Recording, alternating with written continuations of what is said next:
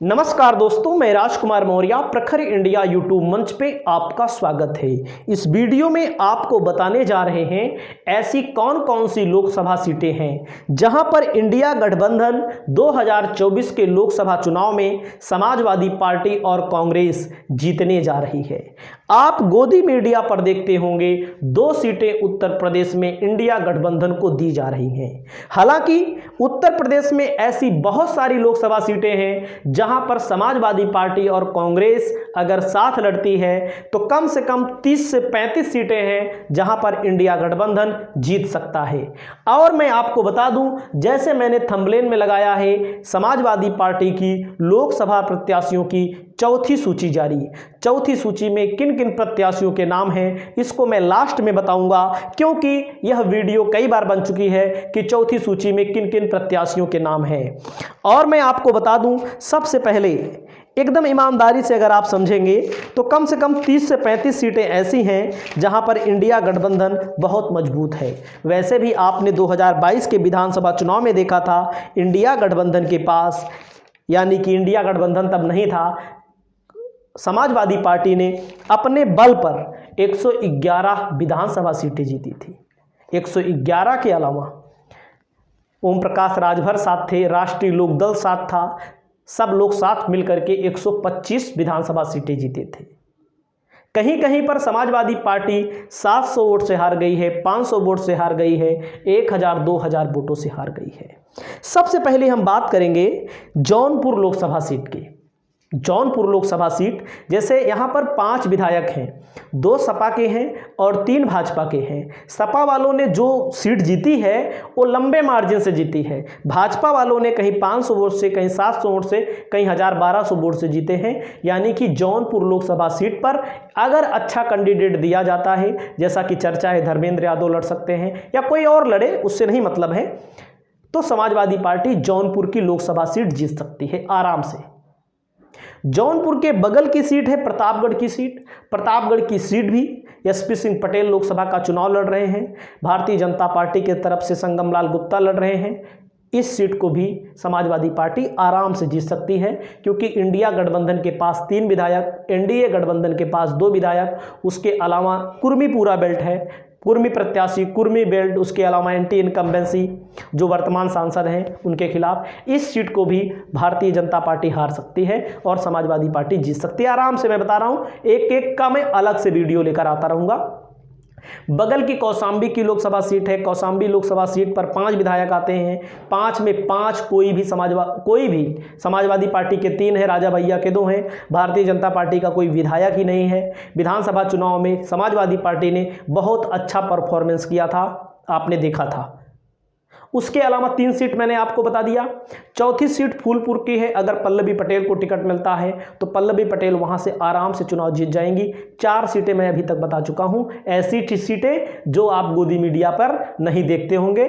और मैं आपको बता दूं, अब आइए अगली सीट कौन सी है। अगली सीट है अमेठी की और रायबरेली की। बगल बगल की सीटें हैं, ये सब बगल की सीटें हैं। इन दोनों सीटों को भी समाजवादी पार्टी आराम से जीत लेगी, आराम से जीत लेगी। कितनी सीटें हो गई मैंने आपको बताया? जौनपुर, प्रतापगढ़, कौशाम्बी, फूलपुर, अमेठी, रायबरेली। तो आपने देखा होगा अमेठी, रायबरेली 6 सीट हो गई इंडिया गठबंधन के पास। उसके बाद संभल की लोकसभा सीट है, जहां से इनके प्रत्याशी की मृत्यु हो गई और जो प्रत्याशी आएंगे उनका नाम आगे बताएंगे।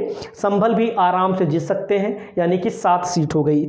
उसके अलावा आप आ जाइए सहारनपुर। सहारनपुर आराम से जीत जाएंगे। सपा कांग्रेस का गठबंधन है, कांग्रेस की तरफ से इमरान मसूद लड़ते थे, इस बार भी लड़ेंगे।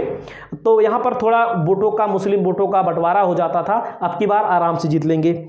उसके अलावा मुरादाबाद की लोकसभा सीट है, आराम से जीत लेंगे। आजमगढ़ की लोकसभा सीट है, आप जानते हैं अखिलेश यादव के परिवार से लड़े, कोई भी लड़े चुनाव आराम से जीत लेंगे, निरहुआ हार जाएंगे। मैनपुरी से डिम्पल यादव लड़ रही हैं, एकदम आराम से जीत लेंगी। बस्ती से राम प्रसाद चौधरी लड़ रहे हैं, विधानसभा का चुनाव हुआ था, भाजपा की स्थिति बहुत बुरी है यहाँ पर, यहाँ पर भी जीत जाएंगे। मैं कितने सीट गिनवा चुका हूँ, मैंने आपको 3 चौक 12 सीट अभी हुई है। उसके अलावा आ जाइए, अमरोहा में कड़ी टक्कर होगी। बहरहाल इंडिया गठबंधन के पास वोट ज़्यादा है, इस पर टक्कर मान लीजिए। यहाँ पर हम जीत नहीं, इसको नहीं जोड़ते हैं, लेकिन यहाँ कड़ी टक्कर होगी, आराम से जीत सकते हैं। उसके अलावा आप इसको नहीं जोड़ रहे हैं, 12 हुआ है। फिरोजाबाद अच्छे यादव लड़ रहे हैं, इस सीट को आराम से जीत लेंगे, आप जान ही रहे हैं। उसके बाद बदायूं शिवपाल यादव लड़ रहे हैं, इस सीट को भी आराम से जीत लेंगे। शिवपाल यादव लड़ रहे हैं, आपको पता है, ठीक है। उसके अलावा आप आ जाइए, गाजीपुर अफजाल अंसारी लड़ रहे हैं, इस सीट को भी आराम से जीत जाएंगे। उसके बाद 15 सीट हो गई।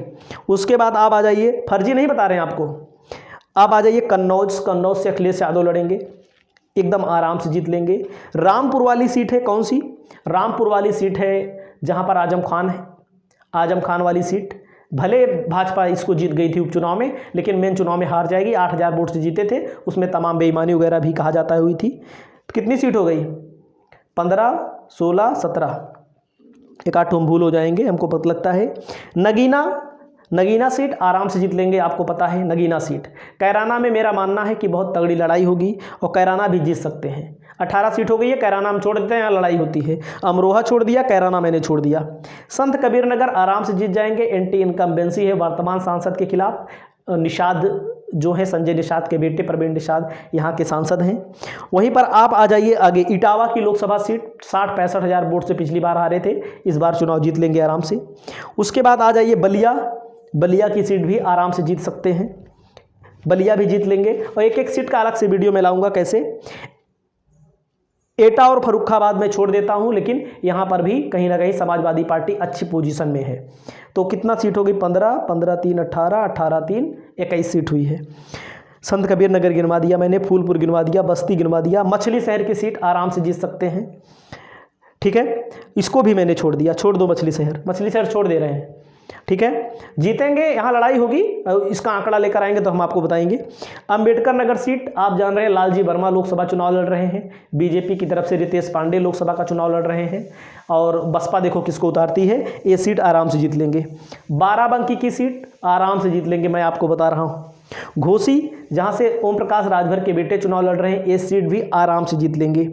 वहीं पर आप आ जाइए, चंदौली और भदोही, ये 2 सीट आराम से जीत लेंगे, क्योंकि पिछली बार भी जब चुनाव हुआ था यहाँ भारतीय जनता पार्टी बहुत बुरी हार हुई थी। हार नहीं हुई थी, जीते हुई थे, लेकिन बहुत कम मार्जिन से। उसके अलावा लालगंज सीट है, श्रावस्ती सीट है। इन सीटों को एकदम आराम से जीता जा सकता है, यानी कि 15-15 30 सीट मैंने बताई है अभी तक, अपनी तरफ से नहीं बताया हूँ। इसके पीछे कुछ कारण है, कारण के अलावा बहुत सारी सीट मैंने छोड़ दिया है, जिनके बारे में भी बहुत ज़्यादा जानकारी भी नहीं इकट्ठा कर पाए हैं। जैसे बाराबंकी मैंने बताया, कांग्रेस की खाते वाली केवल 3 से 4 सीटें हमने बताई हैं बस। उसके अलावा बात आती है लोकसभा प्रत्याशियों की सूची की। तो लोकसभा के जो प्रत्याशी हैं, जो अभी जारी नहीं हुई लिस्ट जो जारी नहीं हुई है, और जो जारी हो जाएगी आपको मैं बता दूं, यही नाम आएंगे, आपको देख लेना, यही नाम मिलेंगे। मैं वीडियो कई बार बना चुका हूं, वीडियो बनाने में शर्म भी आती है। और संभल से शफीकुर रहमान वर्क, जियाउर रहमान वर्क के पोते हैं, देख सकते हैं। इसके पहले भी मैंने वीडियो बनाया है, इनका टिकट फाइनल माना जा रहा है, विधायक हैं वर्तमान में। इस सीट यही थे शफीकुर रहमान वर्क, इनकी डेथ हो चुकी है। अखिलेश यादव कन्नौज से लड़ेंगे, ये फाइनल हो चुका है लगभग, कन्नौज आजमगढ़। धर्मेंद्र यादव का नाम जौनपुर से भी आ रहा है, आजमगढ़ से भी आ रहा है। तो यहाँ पर मुरादाबाद से एसटी हसन का टिकट फाइनल है, सब तैयारी कर रहे हैं। इंद्रजीत सरोज का जो टिकट है ये फाइनल हो चुका है कौशाम्बी से। और सुल्तानपुर की सीट भीम निषाद लोकसभा का चुनाव लड़ेंगे। और यहाँ पर सुल्तानपुर की सीट पर इनका भी नाम है, अरुण वर्मा का भी नाम चल रहा है।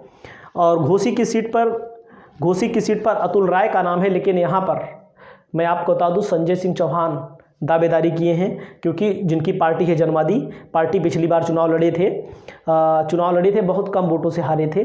चुनाव चंदौली से लड़े थे पिछली बार, बहुत कम वोटों से। सनातन पांडे का नाम बलिया से आ रहा है, पिछली बार लड़े थे, 15,000 वोटों से हारे थे। और राम प्रसाद चौधरी भी वहीं से, इनका नाम है अंबिका चौधरी, भी बलिया से हैं, इनका भी टिकट वहीं से मिलना है। तूफानी सरोज का नाम आ सकता है, पहले नंबर पे है रागनी सोनकर, दूसरे नंबर पर तूफानी सरोज। लेकिन सांसद के तौर पर आप एक बात और मान लो, दीपचंद राम गौतम उनका नाम आप नहीं भूल सकते हैं। उनका भी टिकट पहले वीडियो थे, समाजवादी पार्टी में हैं, उनका टिकट लगभग इन्हीं में से मिलेगा आपको। दीपचंद राम प्रबल दावेदार हैं वहाँ के, और तूफानी सरोज भी हैं। पीलीभीत से भगवत शरण गंगवार का भी नाम है। सलेमपुर से रमाशंकर विद्यार्थी। अगर कोई नया चेहरा अगर आ जाए तो आप आश्चर्यचकित मत होइएगा, क्योंकि पार्टी में अभी समाजवादी पार्टी में बहुत सारे लोग शामिल हो रहे हैं। फूलपुर से मैंने आपको बताया है पल्लवी पटेल का नाम फाइनल है। इटावा से प्रेमदास कठेरिया का नाम फाइनल है। तो ऐसे तमाम नाम हैं। नाम से नहीं मतलब है, काम से मतलब है। आपकी जो राय हो आप स्पष्ट तरीके से अपनी राय व्यक्त करें। नमस्कार।